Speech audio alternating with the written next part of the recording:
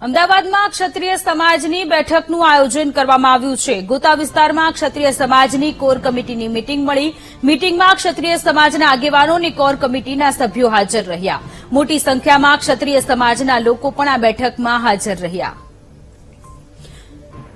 તો રાજકોટથી પરસોત્તમ રૂપાલાની ટિકિટ રદ કરવાની વાતને લઈને હજુ પણ ક્ષત્રિય સમાજમાં વિરોધ યથાવત છે અને આજે બેઠકનું આયોજન કરવામાં આવ્યું છે। ગોતા વિસ્તારમાં ક્ષત્રિય સમાજની કોર કમિટીની મીટિંગ મળી હતી। આંદોલન શરૂ કરવામાં આવશે। આંદોલન પાર્ટ 2 ની એલાન કરી દેવામાં આવ્યું। મીટિંગમાં ક્ષત્રિય સમાજના આગેવાનો હાજર રહ્યા હતા। મોટી સંખ્યામાં ક્ષત્રિય સમાજના લોકો આ બેઠકમાં હાજર રહ્યા।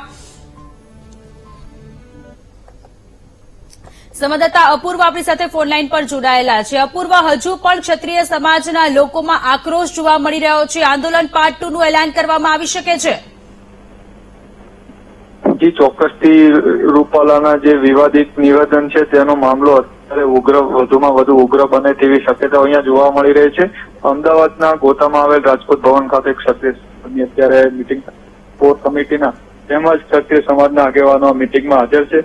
આગામી રણનીતિ શું રહેશે? કારણ કે તે પાર્ટ 1 માં જે પ્રમાણે ધંધુકામાં રાજકોટમાં જે પ્રમાણે સંમેલન કરવામાં આવ્યું એ સંમેલન બાદ રૂપાલાની ટિકિટ રદ ન થઈ અને રૂપાલાએ જે ઉમેદવારી નોંધાવી પોતાનું નામાંકન ફોર્મ ભરી દીધું છે, પરંતુ હવે પાર્ટ 2 ની આગામી રણનીતિ કઈ રીતે તેની અત્યારે ચર્ચા ચાલી રહી છે। થોડી જ વારમાં સત્તાવાર જાહેરાત થશે પ્રેસ કોન્ફરન્સ દ્વારા। જો વાત કરીએ તો ધંધુકામાં અને રાજકોટમાં મહાસંમેલન યોજવામાં આવ્યું છે, જેમાં પણ મોટી સંખ્યામાં ક્ષત્રિય સમાજના લોકો રાજ્યભરમાંથી ઉપસ્થિત રહ્યા હતા, તેમજ જે રાજવીઓ છે તે પણ આ સંમેલનમાં ઉપસ્થિત રહ્યા હતા। હવે આગામી સમયમાં કઈ રીતના કાર્યક્રમો કરવા, કઈ રીતના સંમેલનો કરવા અને વધુમાં વધુ લોકો હાજર રહે તે માટેના કઈ રીતના પ્રયાસો કરવા તે પ્રમાણેની ચર્ચા અહીંયા ચાલી રહી છે। જી અપૂર્વ, આભાર તમામ વિગતો માટે।